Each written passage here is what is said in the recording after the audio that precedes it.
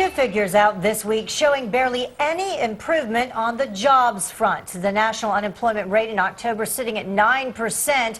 Meanwhile, the president's $447 billion jobs bill was rejected on Capitol Hill. On Monday, Democrats, they're going to try a new approach, dropping an increase in taxes for millionaires and focusing their bill on helping veterans. But will this help spur hiring? Joining us now are Nancy Pfotenhauer. She's the president of Media Speak Strategies, and Democratic pollster Margie Omero. She is also president of Momentum Analysis, LLC. Thank you both for joining us. Thank you. So I will begin off the very top and ask about this plan. You know, everyone agrees that we should support our veterans, but will this bill pass and will it work? Nancy, I'll start with you. Well, I think it might pass, but unfortunately I don't think it will create jobs. This type of approach, what it does is at the margin, it might push an employer to hire a veteran if they have one of those rare job openings that we're seeing these days.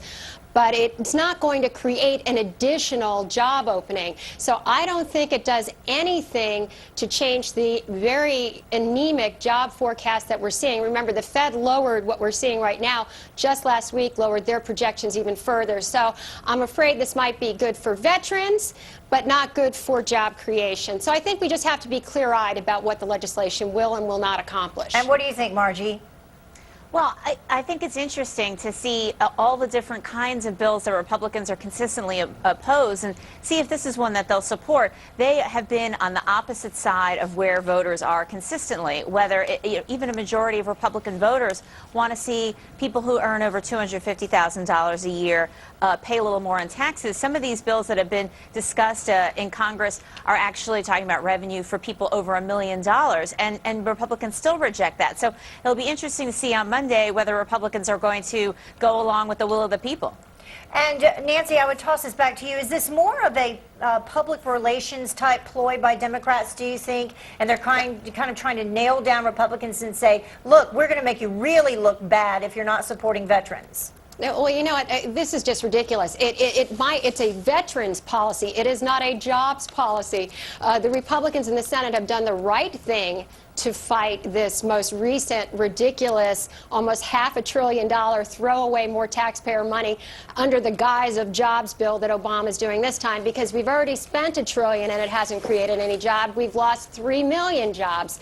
What the Republicans on the House side have pointed out is that they've passed between 15 and 20, depending upon whether you believe the Speaker or the Majority Leader of the House, jobs bills in a bipartisan fashion on the House side that the Senate has not acted on. The same Senate that hasn't even passed a budget in more than 900 days. And I'm sure that the American people are frustrated about that. And Margie, I don't think the American people would characterize this as a throwaway, meaningless thing to veterans. I think people would see this as important given the fact that we have a lot of actual returning veterans from a decade in war. And so to say that this is a throwaway, do-nothing waste of money is the exact kind of political characterization that the American people completely reject. And Margie, I don't think anyone is really arguing that point. I mean, yes, we do know that we have veterans returning. And I just heard the word throwaway and pointless. It is a veterans policy. It is not a jobs program. So they are throwing everything under the category of jobs, and this is not going to create jobs. And I'm sure you will find economists on both sides of the philosophical spectrum who will tell you that. You are not doing anything to create jobs. All you're doing is making sure that that job opening is more likely to go to a veteran, which may be a very worthwhile thing, but it is not a job creation bill. So meanwhile, the Republicans' idea of a jobs plan is to completely deregulate all of industries so we have more toxins in our environment. And I talk to swing voters all around the country, and never once has somebody said, will someone please allow more toxins in my environment? That would make me so much happier, and I feel really better about the direction of the country right now. All right, on that note, I have to wrap you up, but thank you so much. We really appreciate it. Margie Omero and Nancy Pfotenhauer, thank you very much for your insight. We appreciate it, and the debate continues. Thanks. Thank you.